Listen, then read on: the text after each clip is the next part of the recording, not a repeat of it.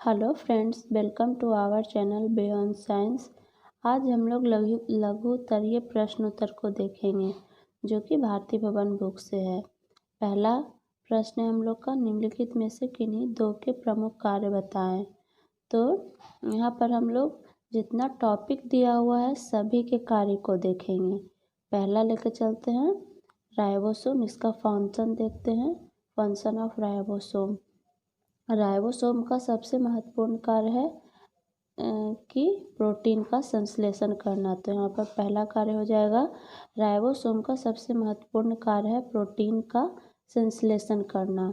दूसरा देखते हैं, राइबोसोम का मुख्य रूप से राइबोन्यूक्लिक अम्ल RNA तथा प्रोटीन अणुओं के द्वारा निर्मित होते हैं जो कि कोशिका द्रव में तथा एंडोप्लाज्मिक रेटिकुलम के ऊपर दानेदार संरचना में पाए जाते हैं और इसी कारण जो है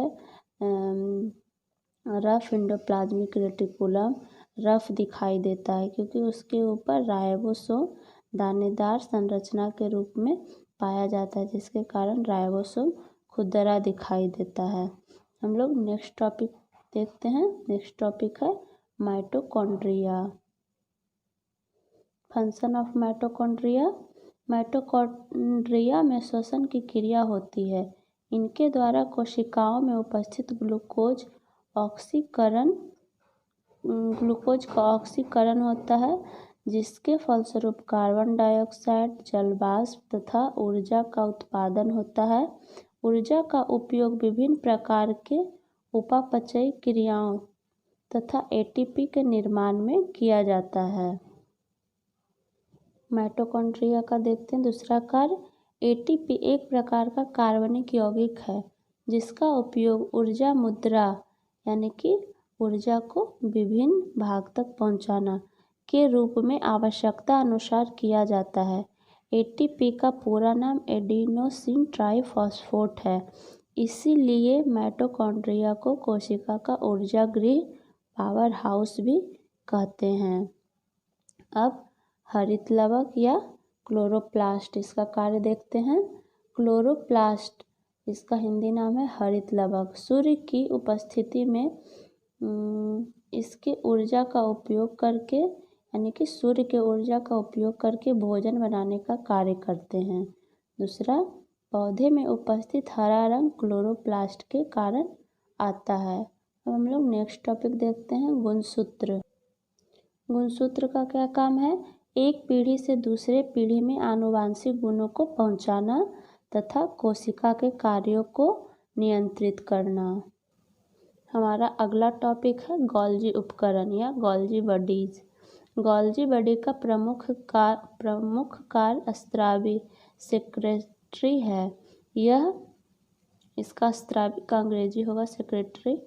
यह कोशिकाओं के कोशिकीय पदार्थ का संचय, संसाधन तथा पैकिंग करके इन्हें विभिन्न स्थानों तक पहुंचाने का कार्य करता है। जो भी कोशिका का संचय, संसाधन मतलब आवश्यक पदार्थ होता है उसको संचय एक जगह इकट्ठा करके कोशिका के विभिन्न स्थानों तक पहुंचाने का कार्य करता है। ये गोल्जी बॉडी का कार्य है। दूसरा देखते हैं, यह वेसिकल तथा रिक्तिकाओं का निर्माण करता है। हम लोग देखते हैं जो जंतु कोशिका में भी रिक्तिकाएं पाई जाती है और पादप कोशिकाएं में भी, लेकिन जंतु कोशिकाएं में रिक्तिकाएं छोटी तथा पादप कोशिकाओं में बड़ी बड़ी रिक्तिकाएं पाई जाती है। तो यह जो वेसिकल से रिक्तिकाओं का निर्माण करता है जिसमें कोशिकीय स्राव उपस्थित होते हैं, जैसे कि एंजाइम, प्रोटीन, हार्मोन्स इत्यादि। गोल्जी उपकरण कोशिका भित्ति, इसका अंग्रेजी हो जाएगा सेल वॉल या प्लाज्मा झिल्ली, तब इसका अंग्रेजी प्लाज्मा मेम्ब्रेन तथा लाइसोसोम के निर्माण में भाग लेता है। नेक्स्ट टॉपिक है रिक्तिका या रसधानी। Function of vacuoles. पहला है, रिक्तिकाएं कोशिका के लिए आवश्यक पदार्थों का संग्रहण करने का महत्वपूर्ण कार्य करती है। दूसरा, यह कोशिका के लिए अपशिष्ट पदार्थों को शरीर से बाहर निकालने का कार्य करती है। आगे देखते हैं कोशिका भित्ति, फंक्शन ऑफ सेल वॉल। कोशिका भित्ति कोशिका के अतिरिक्त दबाव को सहन या बर्दाश्त करता है तथा कोशिका को फटने या नष्ट होने से बचाता है। इसका दूसरा कार्य है कोशिका भित्ति जल तथा विलयन के अणुओं के लिए पारगम होती है। अब कोशिका झिल्ली के बारे में जानते हैं, जिसका अंग्रेजी प्लाज्मा मेम्ब्रेन नाम है। यह कोशिका के भीतर उपस्थित पदार्थों को बाह्य वातावरण से अलग करती है। दूसरा है कोशिका झिल्ली कोशिका को आकृति प्रदान करती है। नेक्स्ट टॉपिक है हम लोग का लाइसोसोम, फंक्शन ऑफ लाइसोसोम। इसका कार्य देखते हैं। लाइसोसोम अंतःकोशिकीय पाचन का कार्य करता है। यह कोशिकाओं में उपापचयी क्रिया के फलस्वरूप उत्पन्न होने वाले वर्ज्य पदार्थों को भी नष्ट करने का कार्य करता है। दूसरा कार्य देखते हैं। यह कोशिका के भीतर प्रवेश करने वाले बाहरी पदार्थ जैसे बैक्टीरिया इत्यादि को नष्ट करके कोशिका को संक्रमण से सुरक्षा प्रदान करते हैं। अब हम लोग क्वेश्चन नंबर 2 को देखते हैं। किस प्रकार की कोशिका को प्रोकैरियोटिक कोशिका कहा जाता है? तो इसका उत्तर होगा वैसी कोशिका जिसमें केंद्रक झिल्ली नहीं होती है एवं वास्तविक केंद्रक नहीं होता है, ऐसे कोशिका को प्रोकैरियोटिक कोशिका कहते हैं। जैसे इसका एग्जाम्पल हो जाएगा जीवाणु, अंग्रेजी इसका होता है बैक्टीरिया या साइनोबैक्टीरिया भी प्रोकैरियोटिक कोशिका का उदाहरण है। क्वेश्चन नंबर 3, पादप कोशिका और जंतु कोशिका में मुख्य अंतर क्या है?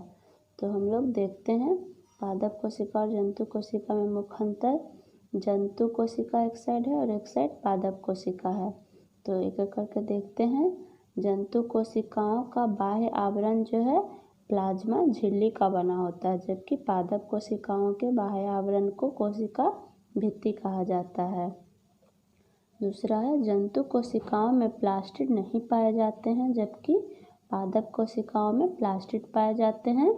तीसरा है जंतु कोशिकाओं में रिक्तिका वैक्यूल्स का आकार छोटा होता है, जबकि पौधे की कोशिकाओं में रिक्तिका या वैक्यूल्स का आकार बड़ा होता है। जंतु कोशिकाओं में गोल्जी उपकरण की संख्या कम होती है और इधर पादप कोशिकाओं में गोल्जी उपकरण की संख्या अधिक होती है। पांचवा, जंतु कोशिकाओं में सेंट्रोसोम उपस्थित होता है, जबकि पौधों की कोशिकाओं में सेंट्रोसोम अनुपस्थित होता है, अर्थात पौधे की कोशिकाओं में सेंट्रोसोम नहीं पाया जाएगा। सेंट्रोसोम जंतु की कोशिकाओं में पाया जाता है। क्वेश्चन नंबर 5, कोशिका के किस अंग को बिजली घर कहते हैं और क्यों? तो इसका उत्तर होगा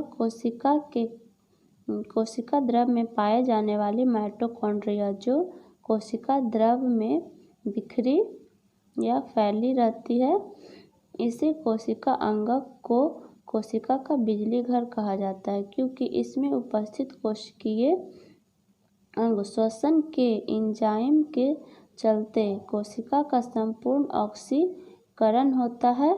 इसके फलस्वरूप जीव के लिए ढेर सारी अति आवश्यक ऊर्जा मुक्त होती है।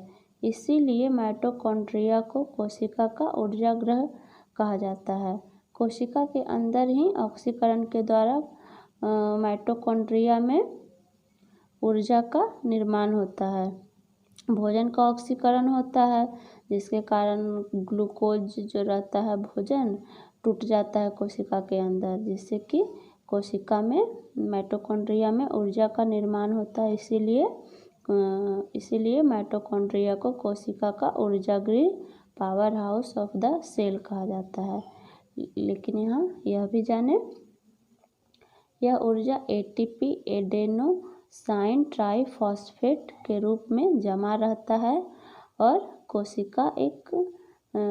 कोशिका नए यौगिक के निर्माण के समय एटीपी में संचित ऊर्जा का इस्तेमाल करती है। क्वेश्चन नंबर 6 है एडोसाइटोसिस किसे कहते हैं? तो कुछ एक कोशिकीय जंतु जैसे अमीबा में कोशिका झिल्ली का लचीलापन कोशिका को इस योग्य बनाता है कि अपने बाहरी वातावरण से भोजन तथा अन्य खाद्य पदार्थों का अधिग्रहण कर सकती है। कोशिका झिल्ली द्वारा संपन्न होने वाली इस क्रिया को एंडोसाइटोसिस कहते हैं। इसको समझते हैं थोड़ा सा। अमीबा इस तरह का जंतु है कि वो अपना आकृति हमेशा बदलते रहता है, और जब कोशिका को लगता है कि बाहर वातावरण में कोई भोज्य पदार्थ है तो भोजन ग्रहण करने के लिए, जैसे हम लोग में एक विशिष्ट अंगक है मुंह, हम लोग मुंह के द्वारा भोजन ग्रहण करते हैं, लेकिन अमीबा में ऐसा नहीं है। तो वो अपना आकार, अपने शरीर के लचीलेपन के कारण आकार बदल लेता है और कूटपात का निर्माण करता है, जिसके कारण वह आसानी से बाहर वातावरण से अपना भोजन अंदर ग्रहण कर लेता है। तो इसी क्रिया को एंडोसाइटोसिस कहते हैं। नेक्स्ट क्वेश्चन देखते हैं। लवक कितने प्रकार के होते हैं एवं इसके क्या कार्य हैं? तो इसका आंसर होगा लवक 3 प्रकार के होते हैं। अवर्णी लवक, इसका अंग्रेजी होगा लिक्योप्लास्ट, वर्णी लवक और हरित लवक। इनके कार्य को हम लोग देखते हैं। इसका कार्य निम्नलिखित है। पौधे के लिए क्लोरोप्लास्ट बहुत ही महत्वपूर्ण कोशिकीय संरचना है, क्योंकि इसमें मौजूद वर्णकों के चलते प्रकाश संश्लेषण की क्रिया संपन्न होती है। क्लोरोप्लास्ट में क्लोरोफिल के अतिरिक्त विभिन्न पीले तथा नारंगी रंग के वर्णक भी पाए जाते हैं। लिक्योप्लास्ट रंगीन या श्वेत तथा क्रोमोप्लास्ट रंगीन प्लास्टिड होता है। क्लोरोप्लास्ट या हरित लवक सूक्ष्म संरचनाएं हैं जो दोहरी झिल्ली से घिरे होते हैं। नेक्स्ट हम लोग देखते हैं केंद्रक झिल्ली में पाए जाने वाले छिद्र का क्या कार्य है? तो इसका आंसर होगा केंद्रक झिल्ली में पाए जाने वाले छिद्र का यह कार्य है कि इसके छिद्र को मजबूती से बनाए रखता है और अपशिष्ट पदार्थ को बाहर निकालता है। क्वेश्चन नंबर 9 देखते हैं। जीन को आनुवांशिक इकाई क्यों कहते हैं? तो इसका उत्तर होगा क्योंकि जीन के द्वारा आनुवांशिक गुण एक पीढ़ी से दूसरे पीढ़ी में ले जाए जाते हैं, अर्थात जीन को आनुवांशिक इकाई कहते हैं।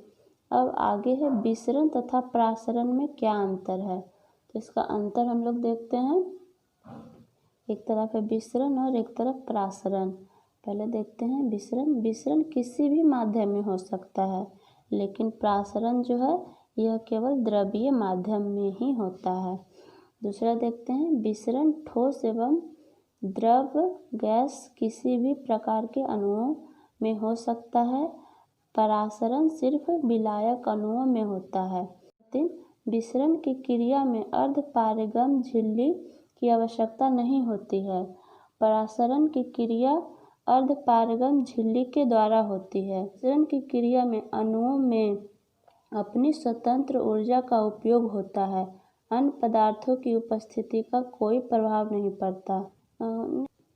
चौथा अंतर प्रासरण का। प्रासरण की क्रिया में विलायक अणुओं में उपस्थित घुल्य अणुओं की मात्रा प्रासरण की क्रिया को प्रभावित करते हैं। क्वेश्चन नंबर 11 देखेंगे। क्रोमोसोम तथा क्रोमाटिड्स में क्या अंतर है? तो क्रोमोसोम एक कोशिकीय अंगक है जिसमें बाहरी आवरण पेलिकल कहलाता है, जो मैट्रिक्स को घेरे रहता है, जबकि क्रोमैटिड क्रोमोसोम का ही भाग है जो कि 2 या अधिक महीन कुंडलित धागों के समान रचनाएं होती है। क्वेश्चन नंबर 13 है। यूकैरियोटिक कोशिकाओं के मुख्य लक्षण क्या होते हैं?